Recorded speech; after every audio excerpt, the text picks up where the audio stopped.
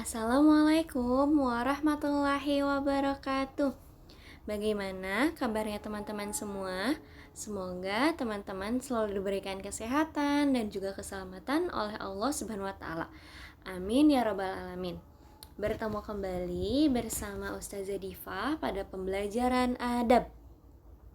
Sebelum kita mulai, kita berdoa terlebih dahulu ya. Sikap berdoa: tangannya diangkat, kepalanya ditundukkan.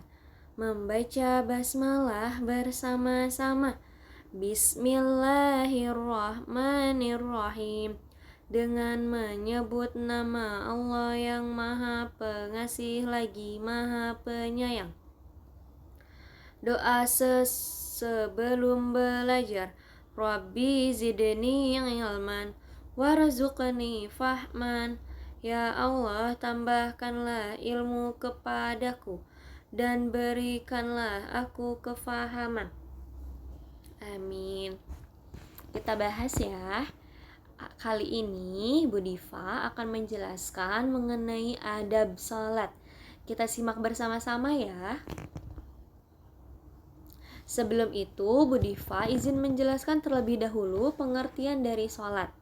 Teman-teman pasti sudah sering melakukan sholat, tetapi apa itu sholat? Sholat adalah ibadah wajib yang terdiri dari ucapan dan perbuatan yang diawali dengan takbiratul ihram dan diakhiri dengan salam. Nah, teman-teman tahu tidak bahwa ketika kita meninggal nanti, amalan yang pertama ditanyakan atau amalan yang pertama kali ditimbang yaitu adalah sholat, teman-teman.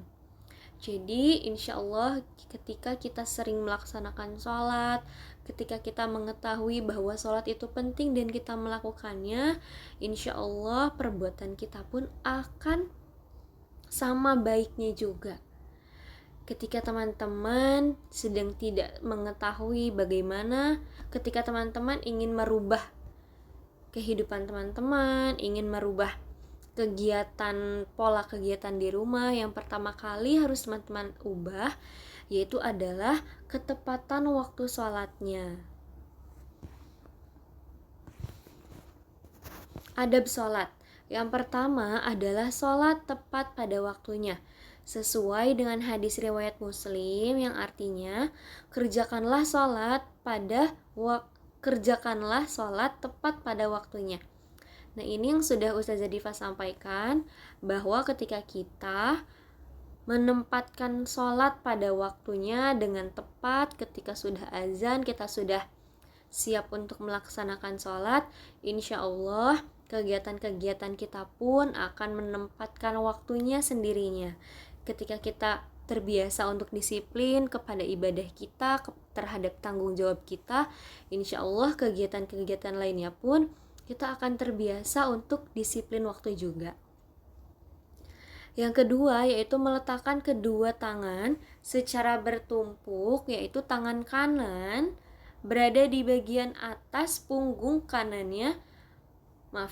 bagian atas dan punggung kanannya menghadap kiblat. Bu Diva izin mencontohkan ya. Tangan kanan ini tangan kiri, lalu tangan kanannya berada di atas, dan punggung itu ini teman-teman menghadap ke kiblat. Sesuai dengan hadis riwayat Bukhari dan Muslim, tidak boleh bertolak belakang pinggang dalam sholat. Ketika sholat, maksudnya itu ketika dianjurkan untuk tangan kanan yang di atas, kita tidak baik untuk tangan kiri yang di atas. Seperti itu, karena ketika kita melaksanakan ibadah lebih baik, dan Rasul pun mengajarkan kita untuk melakukan hal kebaikan dengan mengutamakan tangan kanan atau tubuh bagian kanan terlebih dahulu. Yang ketiga, membaca ta'awudz sebelum membaca ayat Al-Quran. Ta'awudz itu bagaimana ya teman-teman?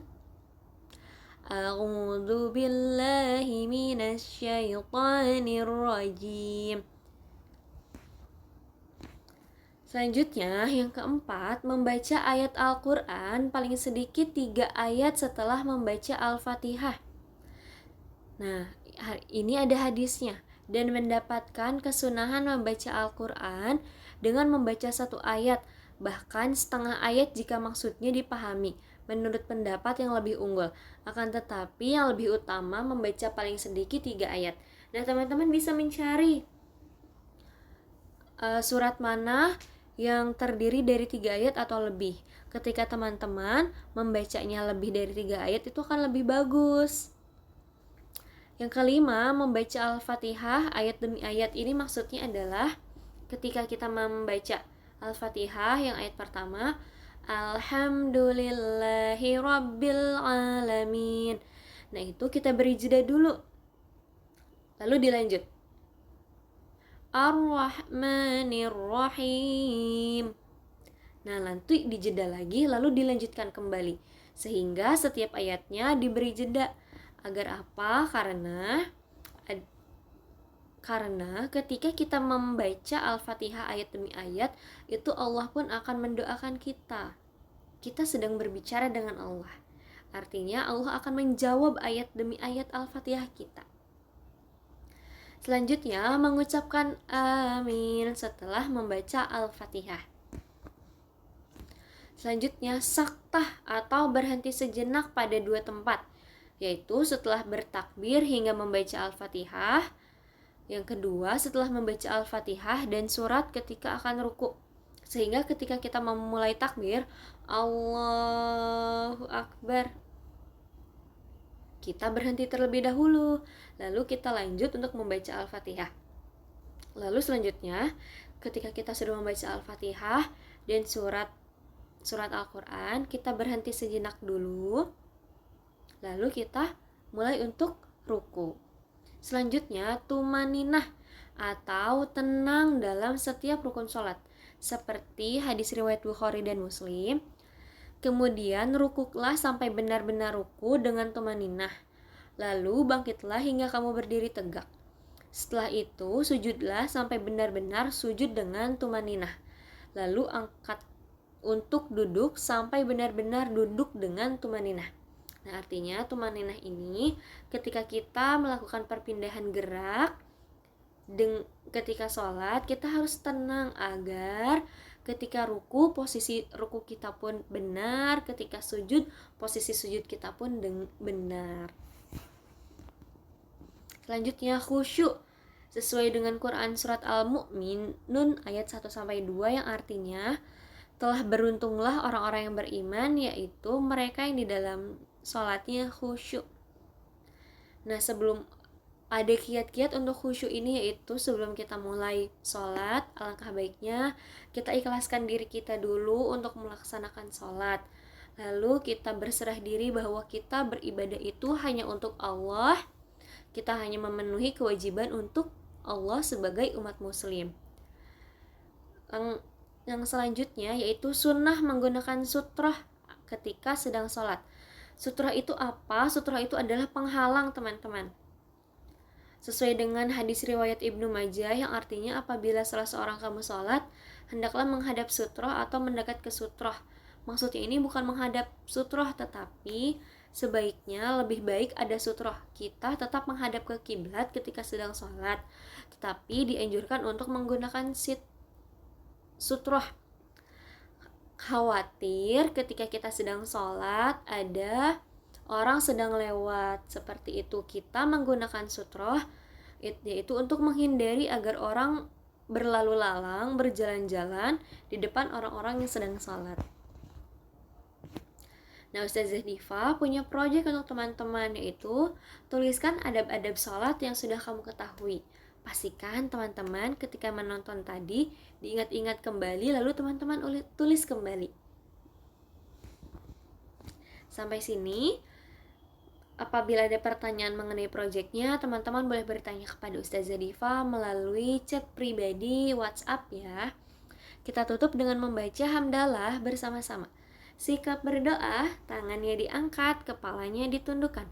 Membaca hamdalah bersama-sama. Alhamdulillahi Rabbil Alamin. Segala puji bagi Allah Tuhan semesta alam.